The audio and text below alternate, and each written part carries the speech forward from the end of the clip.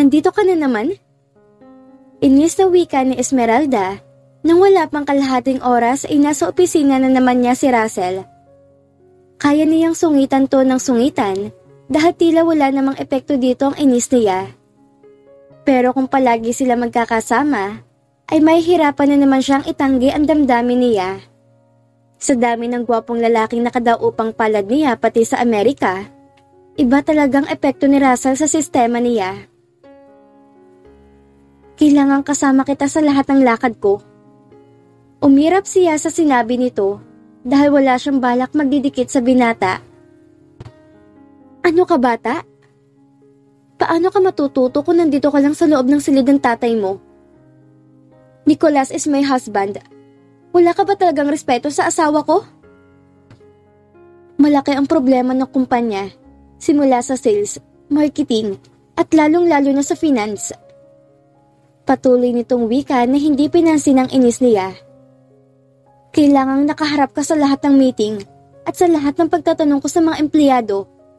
You will understand why I need to bring my team here to check the records in accounting department. Inaasahan ko na yan na papapasukin mong mga tauhan mo dito. Wala pa rin siyang kangiti-ngiti kay Russell. Hindi lang nakikinig sa akin si Nick. Ewan ko ba kung bakit ang laki ng tiwala sa'yo? Because he knows I can save the company. Buong kumpiyansa nito ang sagot. Pag-aari mo rin naman ng kumpanya sa ngayon, kaya okay lang sa akin na palaguin ko ulit. So, si Roger palang isa pang shareholder? Yes. Pupuntahan niya muna si Nick sa Amerika para makasamang asawa ko sa loob ng 2 linggo. Kapag bumalik siya sa Pilipinas, siya na lang i-train mo bilang CEO. Siya naman tagang hinahabol ni Nick na magpapatuloy ng negosyo niya. Hindi ikaw? 2 kami ni Roger. Mabilis niyang bawi. Pero ang totoo, ay ginamit lang talaga siya ni Nick para pagtaguan ng mana nito. Ang habol na matanda ay mapatawad to ng tunay na anak sa kaiiwan ng mana nito. Kapag hindi nakapag-asawa ulit si Nick bago mamatay, ay mauuwing lahat ng yaman nito sa anak-anakan na si Sofia. Okay lang naman sana kung karapat-dapat naman ng anak nito na maangkin ang buong Metro Pacific. Pero gahaman din to at maruming makipaglaro sa larangan ng negosyo. I believe Nick had started your training a week ago. Hindi natin kailangan magpa-petiks-petiks dahil umaandar ang araw. Bawat araw na hindi natin nare-resolve ang problema sa kumpanya, milyon ang nawawala. Ano bang kailangan natin gawin? I'm glad you acknowledge that we need to work together, sweetheart. Isang matamis na ngiti ang pinakawalan nito na inirapan niya lang. Para sa asawa ko kaya ko to ginagawa. Pero gusto kong ipaintindi sa'yo na hindi ko kasing workaholic mo. Hanggang 6:00 lang ng gabi ako pwede magtrabaho at 10:00 ako papasok tuwing umaga. It's okay. I can go to your house if I need. No! Mabilis niyang sabi. Hindi kailangang malaman ni Russell na nagbungang katangahan niya noon dito. I'm a private person, Mr. Alonzo. Hindi ko gustong hanggang sa bahay binubulabog ako ng kung sino-sino. Hindi ako kung sino-sino. Sumeryoso naman ito habang siya ay nanatili ding formal. We are business partners. That's it. Anong oras bang susunod na meeting? Pwede ka bang kumatok muna bago imbes na basta-basta na lang papasok sa opisina namin ng asawa ko? Wala itong nagawa kung hindi ang tumango na lang, saka tumingin sa orasan. If we need to go home at 6:00, we need to gather the managers now and start the meeting. Pero bago tayo humarap sa kanila, kailangan nating isa-isahin muna kung ano-anong concern na ilalatag natin. Get yourself a pen and a paper to take down notes. Mabilis naman siyang sumunod sa utos ni Russell. Tila bumalik sa alaala niya kung paano siyang nagsimula bilang sekretary nito. Pagdating sa trabaho ay wala siyang mapipintas. Na magsimula ito magsalita, ay nagtangay na rin siya ng isusulat ang lahat ng mahalagang bagay na kailangan niyang solusyonan. Hindi na pwedeng ginagawa ni Nick na ipinagkatiwalang lahat sa empleyado. Finance department should be controlled and closely monitored by the management. Lahat ng perang papasok at lalabas ay dapat dadaan sa iyo mula ngayon.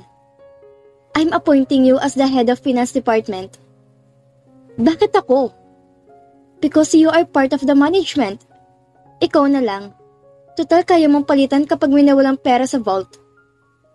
Noon pa man hindi niya pinakaialaman ng pera ni Nick kahit pa mag-asawa sila. May 20 mil lang siyang tinatanggap buwan-buwan para sa personal niyang pangangailangan. Lahat ng gamit at gastos niya sa anak na si Zach ay si Nick ang nagbabayad. Sapat na yun sa kanya. Hindi siya naghahangad ng iba, lalo na't libre naman sila sa pagkain at bahay. Kahit ang 30% na shares niya sa Metro Pacific ay hindi niya tinatanong kung nalipat na ba sa pangalan niya. Wala naman siyang interes doon kahit una pa lang. Sa'yo ipinagkatiwala ni Nick ang ari-arian niya. Si Nick yun, Mr. Alonzo. Wala kaming problema sa tiwala sa isa't isa dahil mag-asawa kami. I remember you accused me of being a gold digger. Baka naman kapag nawala ang pera sa kumpanya, sa akin mo rin ibintang. Hindi niya napigilang ilabas ang saloobin. Lumamlam naman ang mga mata ni Russell na kaagad humingin pa umanhin. Gusto kong ihingi ng tawad ang mga nasabi ko noon. Wala naman sa akin kung anong iniisip mo noon at ngayon. Kaagad niyang putol sa gusto pa nitong sabihin. Ang totoo? Gusto niya maging emosyonal. Ngayon pa lang niya nilalabas ang saloobin niya sa matagal na panahon. Gusto niyang isigaw na hindi siya gold digger. Na totoo namang minahal niya si Russell noon. Pero hindi ko tatanggapin ang posisyon kung itatalaga mo lang ako sa finance. Mali ko ba kung ano na naman ang balak mo? Baka gusto mong akusahan na naman ako kung ano-ano. I regret that. I misjudged you 1,000 times, Esmeralda. Like I've said, I was looking for a rich man to marry, so I don't need to work harder. I don't believe you. What we had was so special for me that I kept it in my heart all these years. That was part of the plan. Ang kaso, mahirap ka palang pikutin kahit may nangyayari na sa atin. E di bumalik ako kay Nick at sa kanya ko'y pinagkaloob ang sarili ko. Kita mo nga, pinakasalan ko kaagad. Kung maniniwala si Russell sa kasinungalingan niya, ay hindi niya tiyak. Nakatitig lang to sa mukha niya na kung anong iniisip ay hindi rin niya masagot. I don't mind if you take all my money. Ipaanal mong kasal niyo ni Nick. What? Bakit ko naman gagawin yon? Nakahiga na ako sa pera. Wala na siya magagawa kahit angkinin ko lahat ng yon dahil may sakit na siya. Napigil niya ang hininga nang tumayo sa harap niya si Russell. Ni halos wala itong distansyang iniwan. Okay lang kung ayaw mo siyang iwan.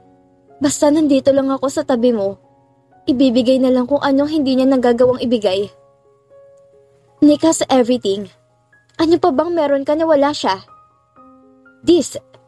Bago pa siya makapagsalita ulit, inangkin nitong mabilis ang mga labi niya, dahilan para tumigil ang pag-ikot ng mundo. Ni hindi siya nakakilos. Lumalim ang halik nito kaysa noong una tong nagtangkang angkinin ang mga labi niya.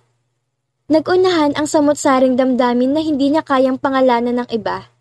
Naroon ang guilt dahil kasal pa rin siya kay Nick kahit paanong mangyari.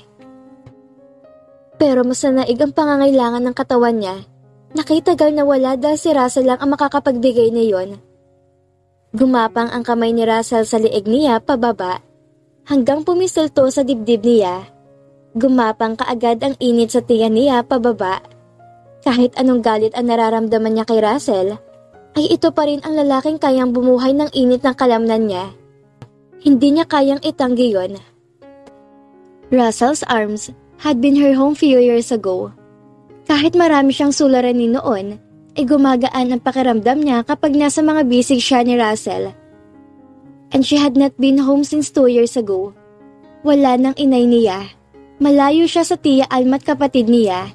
At kahit kasama niya si Nick at Richard sa iisang bahay, hindi niya maituturing na totoong pamilya ang mga to. Isa lang siyang instrumento, taguan ng yaman ni Nick. At pang-display sa publiko na may asawa na ulit to.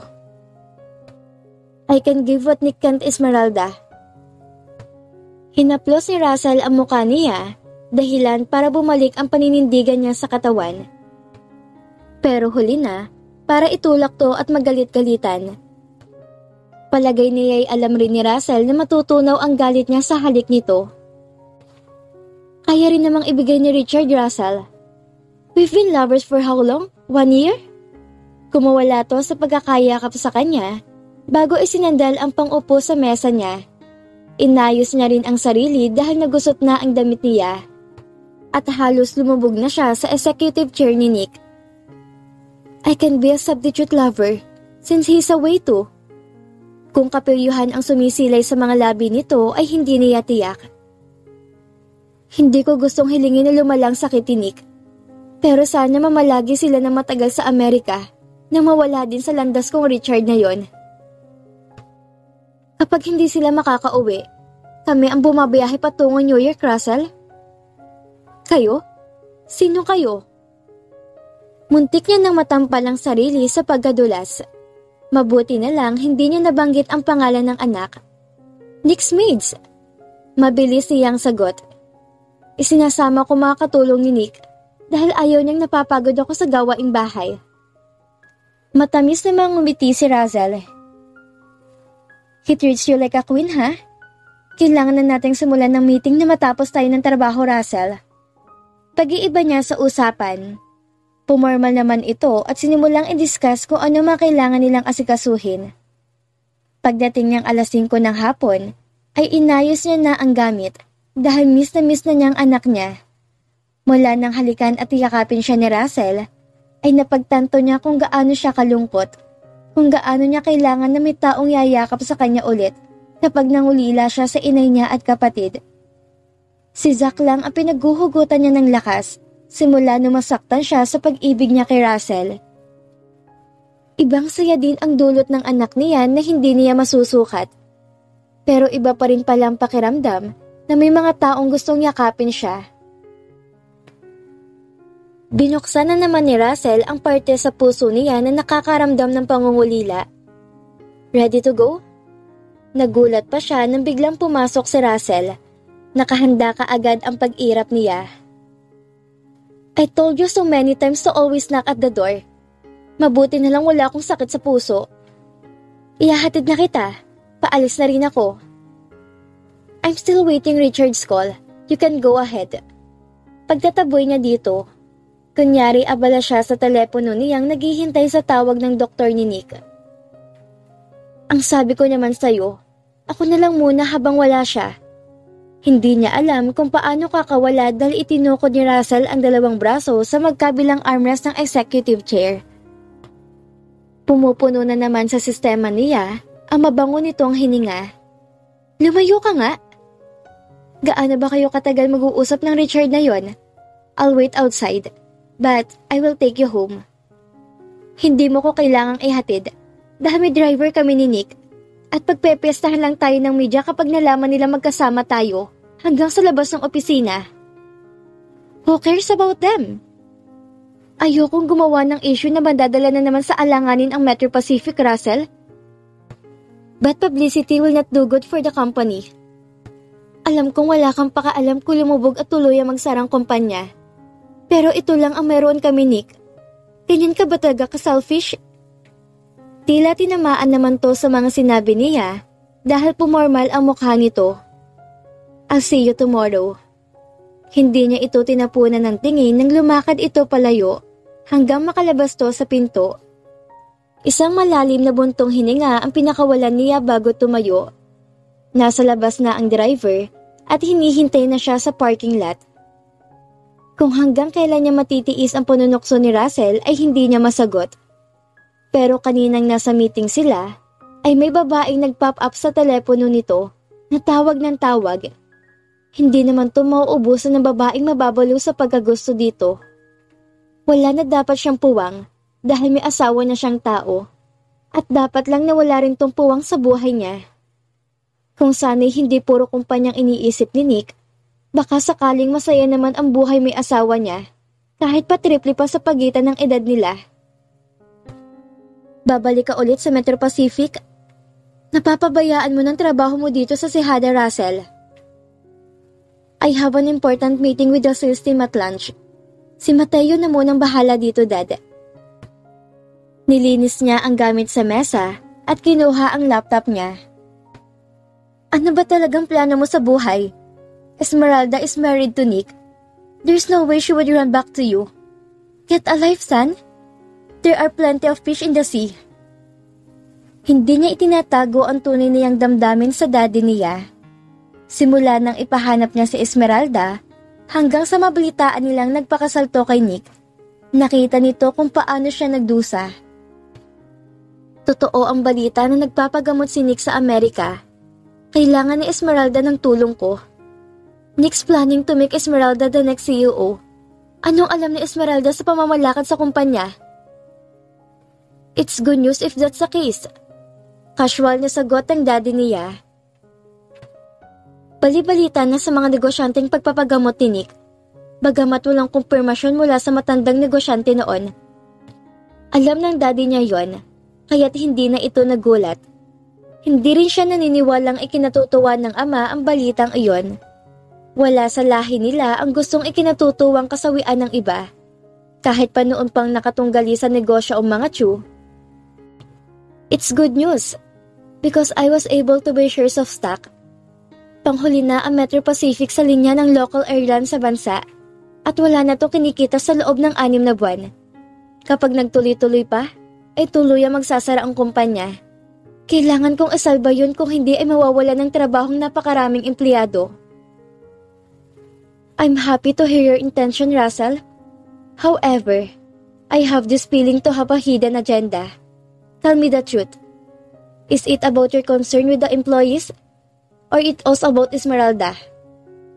Hindi siya nakasagot. Kahit kailan, ay hindi siya makapagsisinungaling sa daddy niya. Hindi ka pa ba bumibitiw? Muli na tiyong tanong nang wala pa rin siyang sagot. Isang marahang iling na lang ang pinakawala niya. Nicholas and Esmeralda are legally married at sa Palawan yun ginanap, hindi sa Amerika. Walang divorce dito sa Pilipinas. Ipinapaalala ko lang sa'yo. And I don't think Esmeralda still might be back, Dad. Bagamat ramdam niyang may puwang pa rin siya sa puso ni Esmeralda, alam niyang natatakpan niyo na maraming tampo at galit dahil sa pagkakamali niya. It is time to let her go then. Bakit kumakapit ka pa? Because I believe we have a child. Ang daddy naman niya ang natigilan. Pero bukod sa kaisipan na baka nga may anak sila ni Esmeralda, hindi talaga siya makawala sa damdamin niya dito. The investigators already denied that statement. Yun daw ang hinala ng ilang kamag-anak sa Bataan, pero hindi naman napatunayan. Nahimatay daw noon sa Esmeralda sa gitna ng pamimighati sa pagkamatay ng ina. Isa yun sa maraming bagay na pinagsisisihan niya. Dapat ay naroon siya para damayan ito. Magbigay ng yakap para iparamdam na hindi ito nag-iisa. Dapat inaging sandalan siya nito sa mga oras na hindi nito kaya ang bigat na pinapasan. Pero hindi lang niya iniwan. Itinaboy pa niya na parang wala tong halaga. Tuwing babalikan niyang pangyayaring yon, ay pinipiga pa rin ang dibdib niya sa sakit. They know nothing, Dad. They only get information from random people. Ni hindi nila mahanap pati ang tiya Alma ni Esmeralda o kahit ng kapatid nito sa Bataan. Palagay ko'y sadyang nagtago sa Esmeralda para ilihim ang pagbubuntis niya. Kaya ba gusto mong pasukin ang teritoryo ni Nicholas? I'm afraid you might cross the boundary, given that you have feelings for Esmeralda. Ayokong umabot ka sa pakikiapid makuha mo lang ang gusto mo. Hindi ganyan ang pagpapalaki ko sa'yo, anak. Isang pilit ng ngiti ang pinakawalan niya. Ilang beses niya na rin pinigilan ang damdamin niya, pero kumakawala iyon. Hindi niya kayang labanan ang sinisigaw ng puso niya. Kahit gawin siyang panakipbutas o pampalipas oras, tatanggapin niya. Wag lang mawala sa Esmeralda. Matanda na si Nick. May sakit na iniinda. How many more years will he remain in this world? I'm not rushing, Dad. Nasa Metro Pacific ako dahil kailangan ko munang makuhang loob ng Esmeralda. Kung hindi, hindi rin ako makakalapit sa anak ko. Hindi mo naman siguro hinihiling na mawala ka agad si Nick? Pagkukumpirma ng daddy niya. We harbor no ill will towards others, Dad. But I will be hypocrite if I tell you. I wish he'd be out of Esmeralda's life.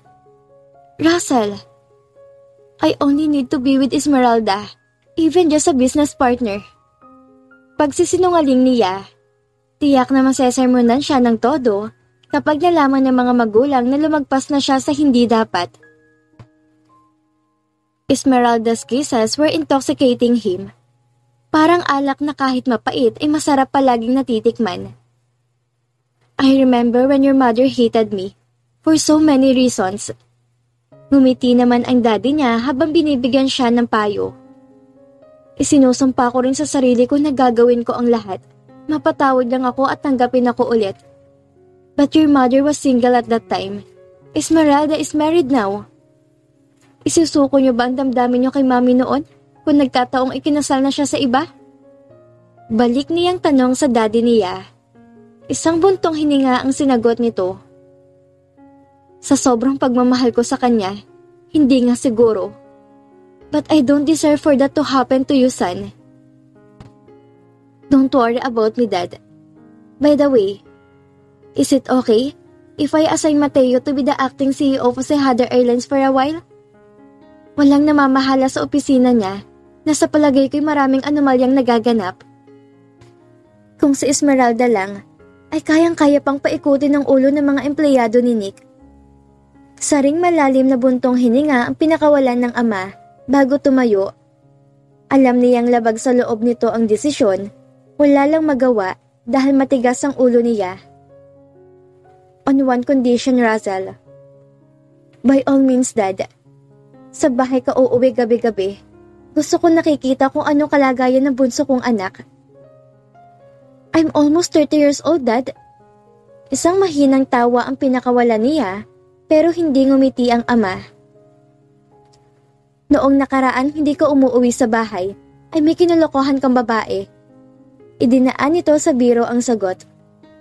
Wala sanang problema kung ibang babae ng kalolokohan mo ngayon. Pero kung si Esmeralda pa rin, kailangan kitang kastiguhin kahit pa halos 30 anyos ka na. Si Esmeralda lang naman ang tinutukoy nito noong mga panahon na nasa iisang kondo sila ni Esmeralda, ay halos ayaw niya matulog sa bahay ng mga magulang. Kaya siguro hindi niya mapatawad ang sarili niya ngayon.